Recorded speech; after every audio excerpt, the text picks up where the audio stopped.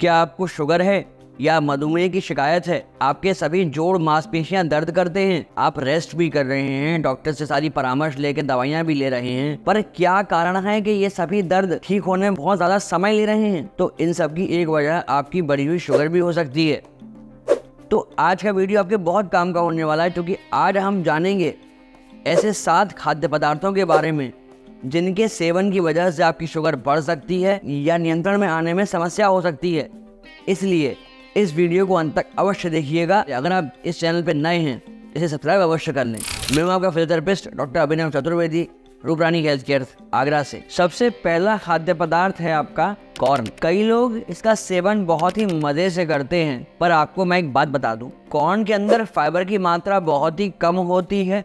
लगभग 2 ग्राम फाइबर मिलता है आपको एक आधा कटोरी कॉर्न से, और कार्बोहाइड्रेट की मात्रा भी मॉडरेट थोड़ी सी हाई होती है, तो इसीलिए हमें कॉर्न के सेवन से बचना चाहिए। अब कॉर्न तो ठीक है, परंतु जो आजकल स्वीट कॉर्न का प्रचलन बढ़ रहा है सेवन करने का, वो और भी घातक होता है, क्योंकि उसके अंदर एक तो फाइबर की मात्रा बिल्कुल नहीं होती, जिसकी वजह से जैसे ही आप स्वीट कॉर्न का सेवन करेंगे तो एकदम से आपकी बॉडी में शुगर की मात्रा, ब्लड में शुगर की मात्रा बढ़ेगी, और जब ब्लड में शुगर की मात्रा बढ़ेगी तो आपको समस्या देगी। कॉर्न में स्टार्च की मात्रा भी बहुत ज़्यादा होती है, जिस वजह से भी इसके सेवन के बाद ब्लड शुगर का लेवल बहुत तेज़ी से राइज कर जाता है। एक और बात, कॉर्न बना होता है सेल्यूलोज से, जिसको डाइजेस्ट करने के लिए जो एंजाइम हमें चाहिए वो हमारे डाइजेस्टिव सिस्टम में है ही नहीं, तो हम कॉर्न को डाइजेस्ट तो कर ही नहीं सकते ठीक से।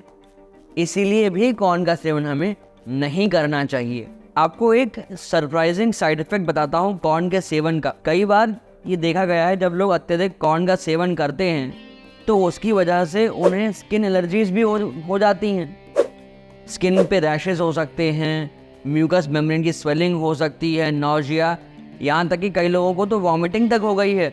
और तो और कई बार मक्का के अत्यधिक सेवन की वजह से लोगों को पेलाग्रा जैसी बीमारी भी देखी गई है कि ये भी हो जाती है। साथ में कई बार लोगों का पेट भी खराब होते हुए पाया गया है। और चूंकि मक्का के अंदर कैल्शियम की मात्रा कम होती है, इसलिए ये भी देखा गया है कि जो लोग मक्का का अत्यधिक सेवन करते हैं, कई बार उनमें ऑस्टियोपोरोसिस की भी शिकायत पाई गई है।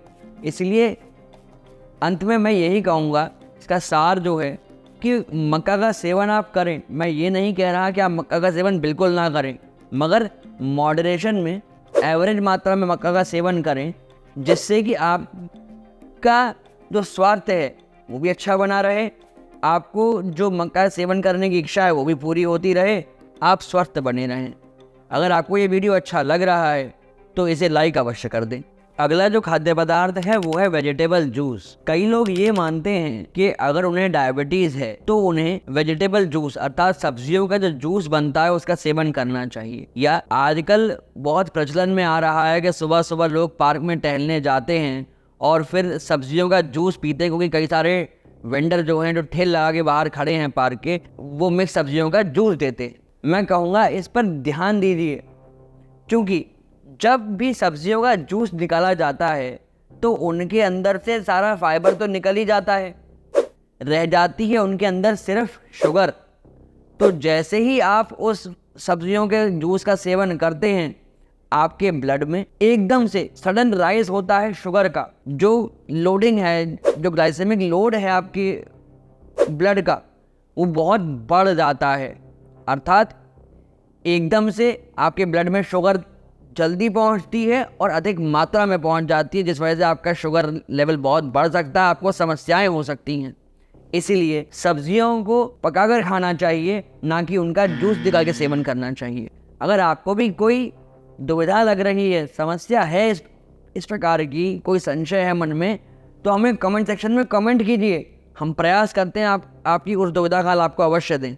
खाद्य पदार्थ नंबर 3, आलू। आप में से बहुत लोगों को यह पता है कि आलू का सेवन नहीं करना चाहिए, पर क्या ये पता है कि क्यों नहीं करना चाहिए? आपको बताता। आलू के अंदर स्टार्च की मात्रा बहुत अधिक होती है, और आलू में लगभग 30 ग्राम तो कार्बोहाइड्रेट होता है, मात्र 2 ग्राम फाइबर होता है। अब आप देख रहे हैं कि आलू में शुगर कंटेंट कितना हाई होता है, और हम लोग सब्जी बनाते हैं, मटर आलू, टमाटर आलू, ये आलू वो आलू। आलू एक ऐसी सब्जी है जिसको कि आपको सपोर्ट में रखना होता है, ना कि मेन सब्जी आलू है और बाकी सब्जियां कम मात्रा में हैं। और एक बात, आपको आलू का सेवन करना ही है तो करिए, कोई दिक्कत नहीं है, मॉडरेशन में करेंगे, कम करेंगे, पर आलू को पहले उबाल के उसका स्टार्च अलग कर दीजिए, जिससे वो जो हार्मफुल स्टार्च है वो अलग हो जाएगा। फिर आलू को आप पका के खा लीजिए, जिससे कि आपकी जो हानि है वो कम हो जाएगी, ये ध्यान रखिए। और इसी तरह से स्वीट पोटैटो का सेवन भी आपके लिए हार्मफुल है, अर्थात शकरकंदी का।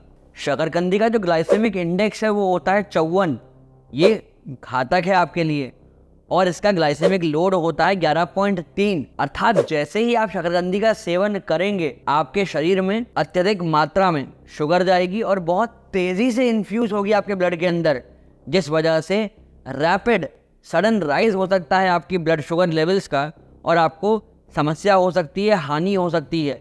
इसलिए शकरकंदी के सेवन से बचिए अगर आपको शुगर है तो। अगर आपको भी लगता है कि कोई ऐसी समस्या है, दुविधा हो रही है, तो आप हमें कॉल कर सकते हैं नीचे दिए गए नंबर्स पर और अपनी दुविधा का हल पा सकते हैं।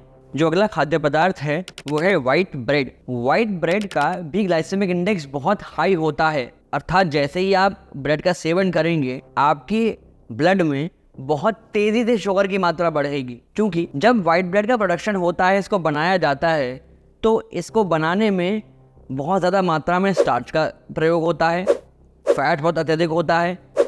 वाइट ब्रेड मैदा से बनती है, ये हार्मफुल है, और कई सारे ट्रांस फैट जैसे कि ऑयल वगैरह हैं, इनका प्रयोग होता है, और अच्छी मात्रा में शुगर प्रयोग होती है ब्रेड के मैन्युफैक्चरिंग में, प्रोडक्शन में। तो वाइट ब्रेड केवल आपके लिए शुगर की दृष्टि से ही नहीं, आपकी हार्ट की हेल्थ के लिए, आपके वजन के लिए भी हानिकारक है। इसीलिए ब्रेड के सेवन से आपको बचना चाहिए। इसकी जगह आप ब्राउन ब्रेड यूज कर सकते हैं, वो कम घातक है आपके लिए, कम नुकसानदायक है। अगला जो खाद्य पदार्थ है वो है चावल।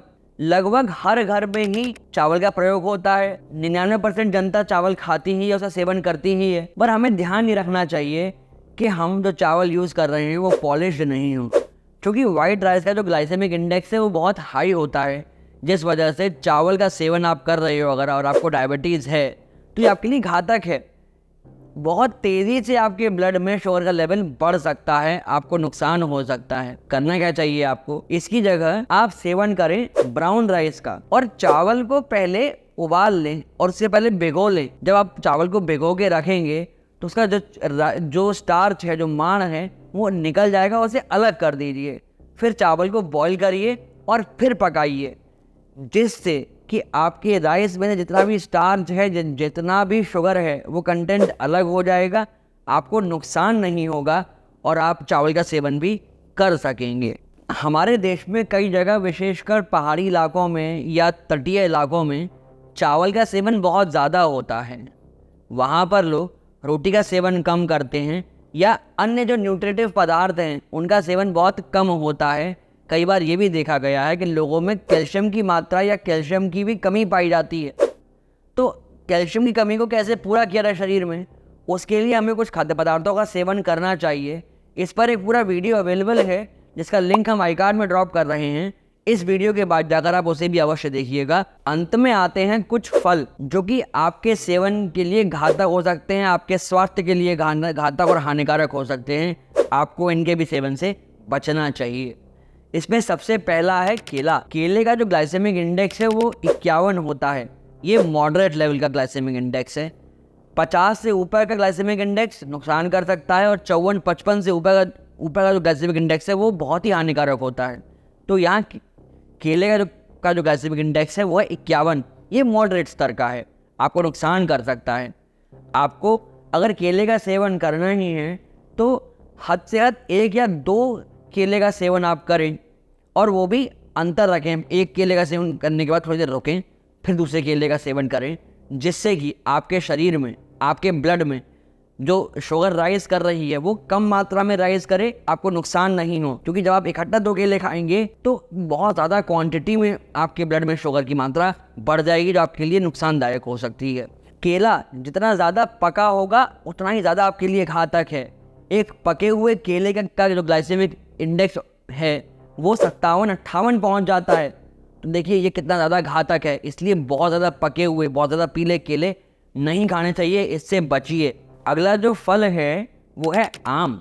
आम का भी ग्लाइसेमिक इंडेक्स 51 होता है। ये मॉडरेट स्तर का ग्लाइसेमिक इंडेक्स है। पर आम का जब सीज़न आता है तो फिर कोई ये नहीं देखता कि शुगर है या आम हम कम खाएं। आंख बंद करके लोग आम का सेवन करते हैं। मैं आपसे अनुरोध करूंगा, आम का सेवन करना है करिए, परंतु एक बार में आम के सेवन की मात्रा को कम ही रखिए। ये नुकसानदायक है आपके लिए, बहुत हार्म करेगी आपको। और तो और कई लोग तो और ही बढ़िया काम करते हैं। आम में शुगर तो होती होती है, अब साहब उसका मैंगो शेक बनाकर पिया जाएगा। दूध, आम और ढेर सारी चीनी। क्या बात है, कितना बढ़िया आप कर रहे हैं। आप आम का सेवन तो कर रहे थे पहले, आपने और बढ़िया काम कर दिया, आपने उसका शेक बना लिया जिसमें दूध और चीनी भी साथ में मिला लिए। पहले कम नुकसान हो रहा था तो आपने और बढ़ा लिया, इसलिए इसको भी रोकिए, गलत प्रैक्टिस है। अगला फल है अंगूर। अंगूर का तो ग्लाइसेमिक इंडेक्स 54 होता है और इसमें फाइबर तो होता ही नहीं है, तो इसका ग्लाइसेमिक इंडेक्स तो ज़्यादा है ही, ग्लाइसेमिक लोड भी बहुत ज़्यादा है। इसलिए शुगर के मरीज को अंगूर का सेवन बिल्कुल नहीं करना चाहिए, इससे बचना चाहिए। जो अगला फल है आपका वो है अनानास। पाइनएप्पल का जो ग्लाइसेमिक इंडेक्स है वो होता है 59। ये तो बहुत ही हाई है। जब भी कोई व्यक्ति अनानास का सेवन करता है तो उसके शरीर में शुगर की मात्रा एकदम से बढ़ जाती है, ब्लड में शुगर का कंटेंट बहुत बढ़ जाता है। और अगर वो डायबिटिक है तो उसके लिए और ही हानिकारक है। एक तो पहले ही वो बंदा डायबिटिक है, दूसरा आपने अनानास का सेवन करा। अगर आपको फलों का सेवन करना है तो एक बात का और ध्यान रखें, कई बार लोग कई सारे फलों को मिक्स करके सेवन करते हैं, उन्हें खाते हैं। इस प्रैक्टिस से बचिए। फलों का सेवन करना है तो अलग अलग फलों का सेवन करिए, और अगर आप मिक्स करके फलों को खाना भी चाहते हैं तो इसके साथ में कुछ हाई प्रोटीन डाइट रखिए। आप पनीर का प्रयोग कर सकते हैं, आप पीनट बटर का प्रयोग कर सकते हैं, जिससे कि ये बैलेंस आउट हो जाए, आपके शरीर में शुगर की मात्रा सडन राइज ना करे। अगर आपको ये वीडियो अच्छा लगा हो, इन्फॉर्मेटिव लगा हो, तो इसे हर जन तक शेयर करिए। जिन्हें डायबिटीज़ है उन तक तो शेयर करना ही करना है, जिन्हें डायबिटीज़ नहीं है उन तक भी इस वीडियो को शेयर करना है, क्योंकि सावधानी भली दुर्घटना से। शुगर नहीं है तो उससे हम बचाव करेंगे, स्वस्थ बने रहेंगे। और अपने इस चैनल को सब्सक्राइब अवश्य करेंगे अभी के अभी, ताकि आपको आने वाले वीडियोस के नोटिफिकेशन समय से मिलते रहें। हम कई बार ये देखते हैं कि आपको शुगर है और साथ में आपका वजन भी बढ़ा हुआ है, आपका पेट निकला हुआ है, तो इसे कैसे कम करेंगे? अगर वो जानना चाहते हैं तो राइट वाले वीडियो को जाकर देख लीजिए, आपको बहुत इन्फॉर्मेशन मिलेगी। और अगर आपके बढ़े हुए वजन की वजह से, शुगर की वजह से आपके घुटनों में दर्द हो रहा है तो उससे कैसे छुटकारा पाना है वो जानना चाहते हैं तो लेफ्ट वाले वीडियो को जाकर देख लीजिए, अपने घुटनों के दर्द से छुटकारा पा सकते हैं। धन्यवाद।